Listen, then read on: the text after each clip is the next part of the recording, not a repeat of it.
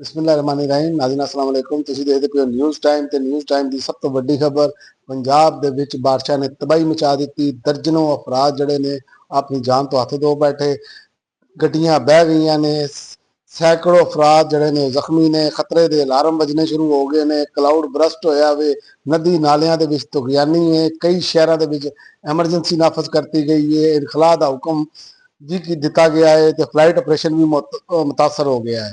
ਜੜਵਾ ਸ਼ਹਿਰਾਂ ਦੇ ਵਿੱਚ 230 ਮਿਲੀਮੀਟਰ ਤੋਂ ਜ਼ਿਆਦਾ ਬਾਰਿਸ਼ ਰਿਕਾਰਡ ਕੀਤੀ ਗਈ ਹੈ। ਡੈਮਾਂ, ਦਰਿਆਵਾਂ, ਤਲਾਬਾਂ ਤੇ ਝੀਲਾਂ ਦੇ ਵਿੱਚ ਤੈਰਾਕੀ ਤੇ ਪਾਬੰਦੀ, ਗਲੀਆਂ, ਸੜਕਾਂ ਤੇ ਖੁੱਲੀਆਂ ਜਗ੍ਹਾ ਜਾਂ ਅਵਾਮੀ ਮਕਾਮਾਤ ਤੇ ਜਿੱਥੇ ਬਾਰਿਸ਼ ਦਾ ਪਾਣੀ ਇਕੱਠਾ ਹੋਏਗਾ ਉੱਥੇ ਵੀ ਨਹਾਉਣ ਤੇ ਪਾਬੰਦੀ ਲਾਤੀ ਗਈ ਹੈ। ਮੁਖਤਲਿਫ ਸ਼ਹਿਰਾਂ ਦੇ ਵਿੱਚ ਬਾਰਿਸ਼ ਦਾ ਇਮਕਾਨ ਹੈ। ਵਾਸਾ ਤੇ ਸਿਵਲ ਡਿਫੈਂਸ ਸਮੇਤ ਸਾਰੇ ਅਦਾਰੇ ਜਿਹੜੇ ਨੇ ਉਹ ਹਾਈ ਅਲਰਟ ਹੋ ਗਏ ਨੇ। ਪਾਣੀ ਦੀ ਸਤ੍ਹਾ ਬੁਲੰਦ ਹੈ ਤੇ ਕਰੀਬੀ ਆਬਾਦੀ ਨੂੰ ਖਤਰਾ ਹੈ। ਪਾਕ ਫੌਜ ਜਿਹੜੀ ਹੈ ਮੁਖਤਲਿਫ ਇਲਾਕਿਆਂ ਦੇ ਵਿੱਚ ਸੈਲਾਬ ਦੇ ਵਿੱਚ ਫਸੇ ਅਫਰਾਦ ਨੂੰ ਦੀਆਂ ਜ਼ਿੰਦਗੀਆਂ ਬਚਾਉਣ ਵਿੱਚ ਮਸਰੂਫ ਹੈ।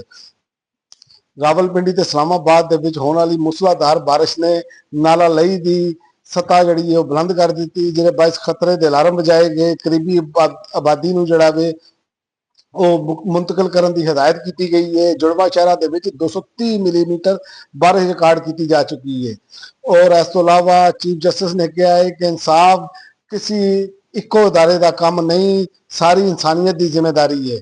ਚੈਲੰਜਾਂ ਤੋਂ ਨਿਪਟਣ ਵਾਸਤੇ ਤੇ ਕਾਨੂੰਨ ਦੀ ਬਾਲਾਦਸਤੀ ਵਾਸਤੇ ਦੁਨੀਆ ਦੇ ਮਸਾਇਲ ਦਾ ਵਾਹਿਦ ਹੱਲ ਕਾਨੂੰਨ ਦੀ ਹੁਕਮਰਾਨੀ ਤੇ ਇਨਸਾਫ ਦੀ ਫਰਾਹਮੀ ਹੈ। ਜਸਟਿਸ ਯਹੀਆ ਅਫਰੀਦੀ ਪਾਕਿਸਤਾਨੀ ਅਦਾਲਤਾਂ ਆਲਮੀ ਇਨਸਾਫ ਦੀ ਕੋਸ਼ਿਸ਼ਾਂ ਦੇ ਨਾਲ ਅਦਾਲਤੀ ਸਲਾਹਾਤ ਤੇ ਮਹਿਰੂਮ ਤਬਕੇ ਦੀ ਆਵਾਜ਼ ਬਣਨਾ ਤੇ ਅਵਲੀਨ ਸਾਡੀ ਤਰਜੀਹ ਹੈ।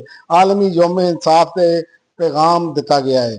ਔਰ ਉਸ ਤੋਂ ਇਲਾਵਾ ਪਖਤੂਨਖਵਾ ਦੇ ਵਿੱਚ ਸੈਨੇਟ ਇੰਤਖਾਬਾਤ ਹਕੂਮਤ ਤੇ ਆਪੋਜੀਸ਼ਨ ਦੇ ਵਿੱਚ ਜਿਹੜਾ ਵੇ ਇਤਫਾਕ ਹੋ ਗਿਆ ਹੈ। 3 ਜਨਰਲ ਤੇ 1 ਟੈਕਨੋਕਰੇਟ ਤੇ 1 ਖਤੂਨ ਦੀ ਨਿਸ਼ਸਤ ਜਿਹੜੀ ਆਪੋਜੀਸ਼ਨ ਨੂੰ ਦਿੱਤੀ ਜਾਏਗੀ ਤੇ 4 ਜਨਰਲ ਤੇ 1 ਟੈਕਨੋਕਰੇਟ ਤੇ 1 ਖਤੂਨ ਦੀ ਨਿਸ਼ਸਤ ਹਕੂਮਤ ਨੂੰ ਦੇਣ ਦੀ ਤਜਵੀਜ਼ ਹੈ। ਤੇ ਸੈਨੇਟ ਇਲੈਕਸ਼ਨ ਦੇ ਵਿੱਚ ਹਕੂਮਤ ਤੇ ਆਪੋਜੀਸ਼ਨ ਦੇ ਵਿੱਚ ਮਾਮਲਾ ਤੈਅ ਪਾ ਗਏ ਨੇ। ਇਹ ਬੈਰਿਸਟਰ ਗੌਰ ਨੇ ਵੀ ਤਸਦੀਕ ਕਰ ਦਿੱਤੀ ਹੈ। ਪਾਕਿਸਤਾਨ ਤਹਿਰੀਕ ਇਨਸਾਫ ਦੇ ਚੇਅਰਮੈਨ ਬੈਰਿਸਟਰ ਗੌਰ ਨੇ ਕਿਹਾ ਹੈ ਕਿ ਖੈਬਰ ਪਖਤੂਨਖਵਾ ਦੇ ਵਿੱਚ ਸੈਨੇਟ ਇਲੈਕਸ਼ਨ ਦੇ ਮਾਮਲੇ ਦੇ ਵਿੱਚ ਹਕੂਮਤ ਤੇ ਆਪੋਜੀਸ਼ਨ ਦੇ ਦਰਮਿਆਨ ਸਾਰੇ ਮਾਮਲਾ ਤੈਅ ਪਾ ਗਏ ਨੇ ਤੇ ਅਡਿਆਲਾ ਜੇਲ੍ਹ ਦੀ ਇੰਤਜ਼ਾਮੀਆ ਅਦਾਲਤੀ ਜਿਹੜੇ ਆਰਡਰ ਨੇ ਉਹਨੂੰ ਰੱਦੀ ਦੀ ਟੋਕਰੀ 'ਚ ਸੁੱਟ ਦਿੰਦੀ ਹੈ। ਸ਼ੇਖ ਵਕਾਸ ਅਕਰਮ ਪਾਕਿਸਤਾਨ ਤਹਿਰੀਕ ਇਨਸਾਫ ਦੇ ਤਰਜਮਾਨ ਸ਼ੇਖ ਵਕਾਸ ਅਕਰਮ ਨੇ ਕਿਹਾ ਅਡਿਆਲਾ ਜੇਲ੍ਹ ਦੀ ਇੰਤਜ਼ਾਮੀਆ ਜਿਹੜੀ ਹੈ ਅਦਾਲਤੀ ਜਿਹੜੇ ਆਰਡਰ ਨੇ ਉਹਨੂੰ ਰੱਦੀ ਦੀ ਟੋਕਰੀ ਸੁੱਟ ਦਿੰਦੀ ਹੈ ਤੇ ਚੀਫ ਜਸਟਿਸ ਪਾਕਿਸਤਾਨ ਜਿਹੜੇ ਨੇ ਉਹਦਾ ਨੋਟਿਸ ਲੈਣ ਕਿਉਂਕਿ ਅਦਾਲਤਾਂ ਦਾ ਮਜ਼ਾਕ ਉਡਾਇਆ ਜਾ ਰਿਹਾ ਹੈ ਤੇ ਚੀਨੀ ਦੇ ਸ਼ੋਬੇ